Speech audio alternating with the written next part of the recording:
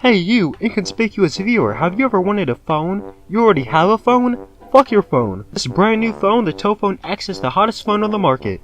With new penis detecting sensors, all you need to unlock your phone is a picture of your penis. No need for passwords or faces, all you need is your penis. With the latest technology and sensors and a 20 megapixel camera, you're given the maximum security, maximum protection, and maximum... Like I've seen fake advertising, but this shit is just sad. Well, come on. $1 million companies like ourselves really need more money, and our customers are too stupid to look into what they're buying. It's foolproof. Really, nigga? You're just as bad as an apple. Can you explain? Sure, chocolate flavored Dippin' Dot. Just give me 6.5 minutes.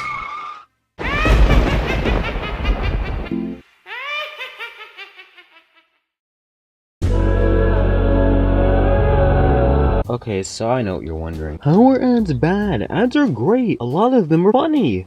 Well, yeah, cheers on to ruining their experience and being a general annoyance in every situation ever. Woot woot! Yeah, you know what ads are. I shouldn't have to explain what they are or what their purpose is.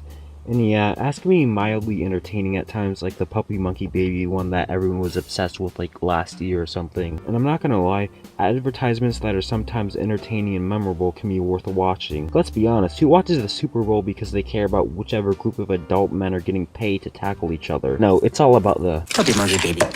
Yeah, but while I am impartial to ads when they aren't shit, I am against them when they're essentially a pacebreaker in TV shows, games, and YouTube videos. Like, I get the reason for ads in these mediums of entertainment, but that doesn't mean that they aren't a pain in the ass to deal with. Have you ever been playing a game, just enjoying your time, and you're abruptly cut off by an ad? Of course you have, especially if it's a mobile game. A lot, and I mean a lot of freemium games, apps, etc. are guilty of this, and it's just kind of distracting after a while.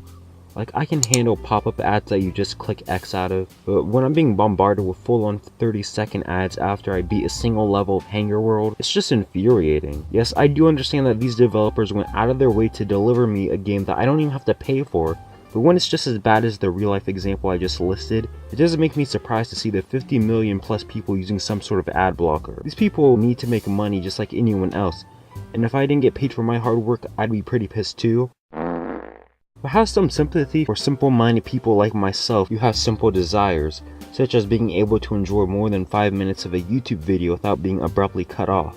Honestly, in a lot of situations like the one I just mentioned, I just feel like having a Patreon donation link or sponsorship would be a much more efficient way of earning money for both the producer, while giving consumers an adless and smooth experience. And sure, a lot of games have pay X amount of money to remove ads options, but in examples like Sonic Dash, it's just, ugh, another ad, why do you hate me, Sega? And honestly, I'd be more willing to pay $1 for an adless mobile game than I would get a free mobile game with a cluster of ads, because while Candy Crush clearly isn't that complex of a game, anything's better than watching an unskippable ad over and over. I'm an impatient person.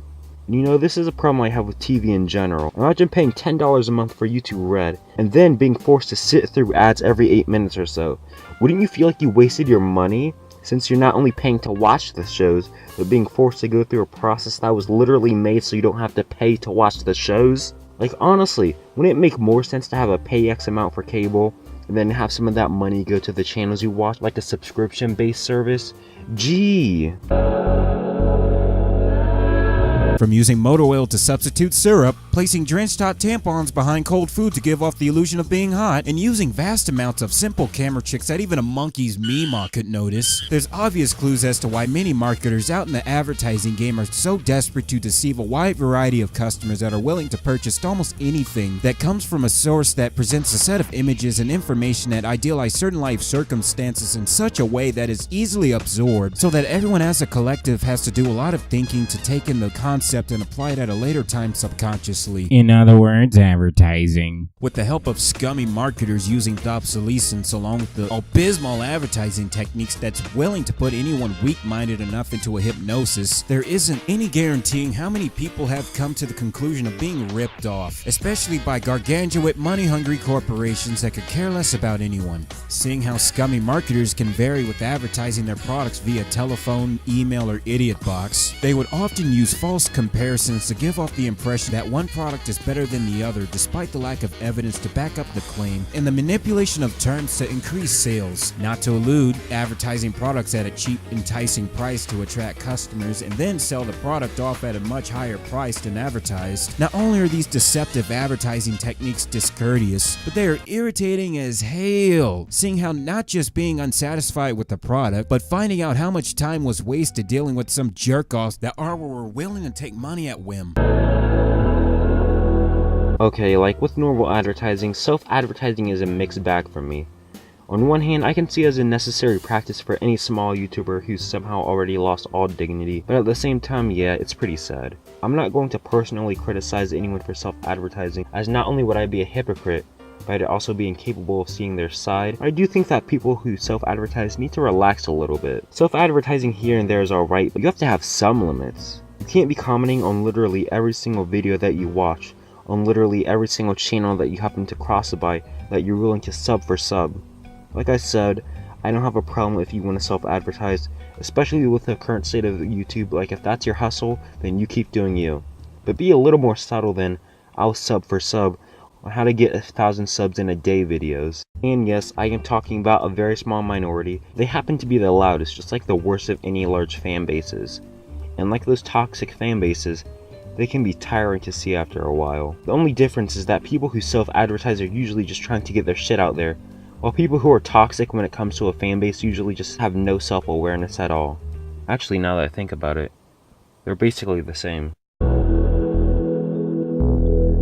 Ever since Congress took control away from the FTC and handed the power to corporations under the FTC Improvement Act in the 1980s, giving corporations the opportunity to insinuate submissive minds in the never-ending symbolic advertising media blitz by selling them the values of materialism through deeds and desires. In spite of being advertised everywhere, literally everywhere, many marketers or companies have diluted many of the submissive minds in this world to believe in enough bullshit that reeks of a throwaway society. That life is all about consumption. Life is all about purchasing the latest, newer, improved materialistic items in the market. That materialistic items are all what will truly make anyone full of joy, and nothing more, even if they blow their credit score. Aside from fostering a throwaway society with the use of encouraging submissive consumers to purchase the latest possessions on the market for self-fulfillment like adolescents in Hong Kong, materialistic ads remain an incredibly prominent occurrence to the younger populace as well, as they sell them the values of constant consumption. There's no wonder why most of the submissive young crowd have become so spoiled. The fact that they spend money on things that they can't afford and on things that they don't need to buy. Of course, in a world where we constantly encounter traces of a business that uses hive minds from fields to get inside the public in order to exploit, manipulate, and control, there shouldn't be any surprise to see the effects of advertising on society, especially with advertising that goes out their way with the use of stereotypes or media to suit certain demographics or audiences.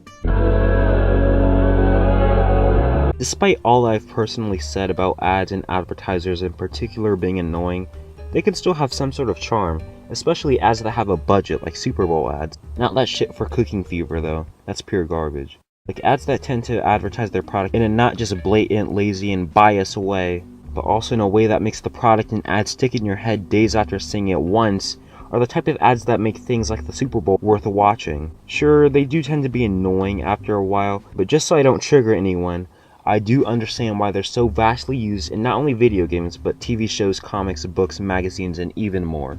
They're an efficient way of getting your product out there, and I admire people who spend like $500,000 on a 15-second commercial. Now that's real dedication right there. I mean, there's tons of great things in people who I found out just because they either self-advertise or their advertisement/commercial things are just that good. And vice versa for some people who I wouldn't have met if I didn't self-advertise on their shit. Yeah, ads are a thing. On one hand, they can be annoying as hell at points, to the point of being pace breakers in things like games and TV shows, and are less tolerable and preferable to just buying something or watching a quick sponsored by X thing at the beginning of said show/game. And I can definitely see why people need them, as they are a legitimate source of income, and if they're not being used in an annoying way, well, they can be just fine. But at the same time, ads can be a real joy to watch and really damn good at making that product stick out, and making things that would otherwise be boring as hell worth watching. Okay, Ultraz, you can get out now. Like seriously, I need a lock on my door or something.